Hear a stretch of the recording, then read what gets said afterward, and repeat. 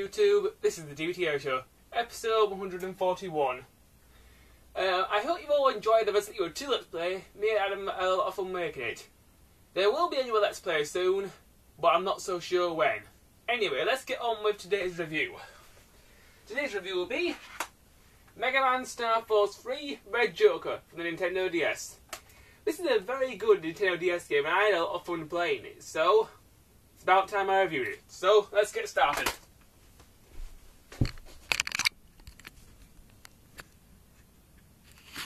Okay, that's my camera set up. So let's fire up my DS and start the review. Now, Megaman Starforce 3 is a very good Mega Man game. It's in an RPG style like the Battle Network series and like the other Starforce games. So if you've played the other Starforce games, you should know the games quite well and what they're like. The story for the game goes, it's set about a year or so after Megaman Starforce 2. Basically, Geostella and his friend Omegasus, the FMEN alien, they've been living on Earth together peacefully for about a year now, and nothing has really happened. But one day, Geo's at school when he sees a strange kid.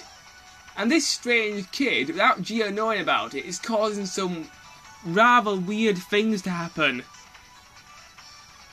Example, he's causing these new pieces of technology called wizards, which have just been created. They're a new piece of technology. They're like holograms, but they can pick people up and carry people to hospital and stuff. And people can have their own wizards to help them in their everyday life.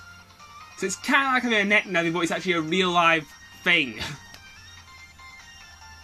And basically, this new mysterious kid, he's a member of this evil group, and he's using these things called noise cards, and he keeps throwing these noise cards at the wizards and turning them into evil monsters, which start attacking the city and the area where Geo lives. So it's basically Geo's job to find out who's making all the wizards go crazy, and put a stop to them. Really,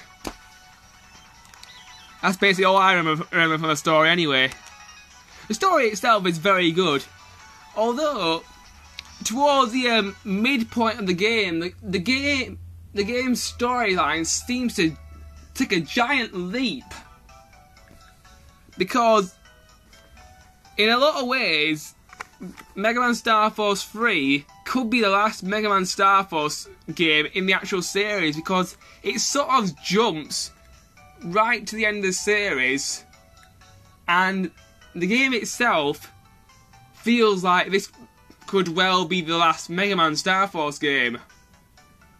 Which is a bit of a shame, because I would have liked the Starforce series to go on for a little bit longer. But hey, what are you going to do? Anyway, now that I've covered story and all that sort of stuff, I'm going to talk about multiplayer. The multiplayer for this game is also very good. It's quite similar to the Pokemon games. So, let me just move the camera so that you can see the bottom screen. There you go. Now, the multiplayer in this game, as I said, is really good. You can do quite a lot of things in multiplayer mode. So let's go to the multiplayer menu, and then I'll talk about each one individually and what I think of them.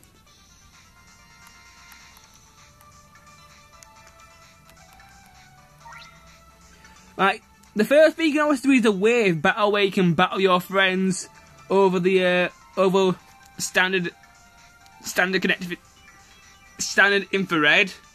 You can also battle your friends over Wi-Fi if you have their friend codes, which is quite a nice feature. I think you can also do this in Megaman Starforce 2. The other thing you got is the brother band thing, so you can trade brother bands with your friends over the internet and over wireless. You can also swap cards, so you can trade each other's battle cards, which is quite cool. And that's pretty much it. I haven't used the trading sequence because none of my friends have bought this game. The reason for that is this game is not available in the UK. You have to go on eBay and get it from an import from America. And since the DSi doesn't play American or Japanese games, and only English games in this country, it's a bit difficult to get hold of, a bit difficult to play. But if you have a DS Lite like me, and you have an eBay account, you can get hold of it pretty easily. Anyway, now let's go on to the graphics. So the graphics of the game, I think they're very good. They're very similar to the other Megaman Starforce games, and I think they look very good. Controls for the game. The controls for the game are very, very simple. The arrow pad moves you around. A button selects stuff. B button, cancels stuff. Y puts your sunglasses on so you can see the wave world. X brings you your menu. The R button turns you into Mega Man. And a new feature that they've added to the game, instead of going to like a jacking in point, you can actually turn it to Mega Man and go into the wave world wherever and whenever you want in the game, pretty much.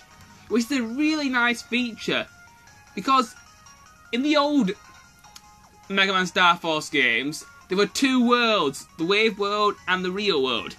And to get onto the wave world, you had to sort of like talk to this signpost thing or whatever it was, and you shoot at the wave world, it'll be a completely different world. In this game, the wave world and the real world are sort of like linked together, and you can find different stuff when you're in the wave world as opposed to being the real world.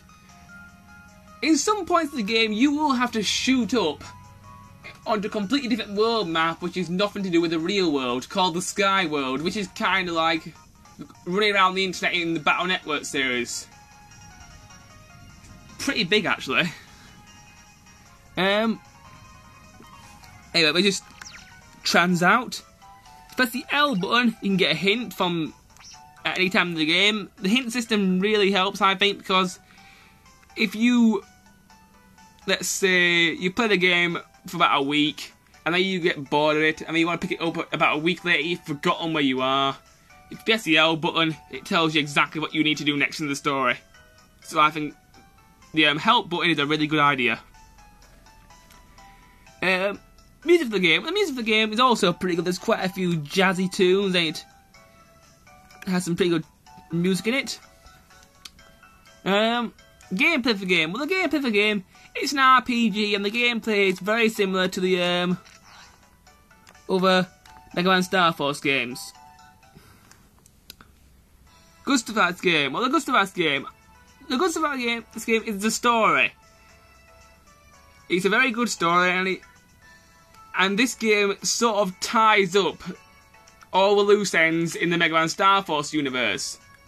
Although it kind of annoys me because this could be the very last Megaman Starforce games, and I mean, this could be the last of the Megaman Starforce games. At the start of the series, I wasn't so sure about Megaman Starforce. I thought it was inferior to Battle Network, and it wasn't as good. But I still liked it. Yeah.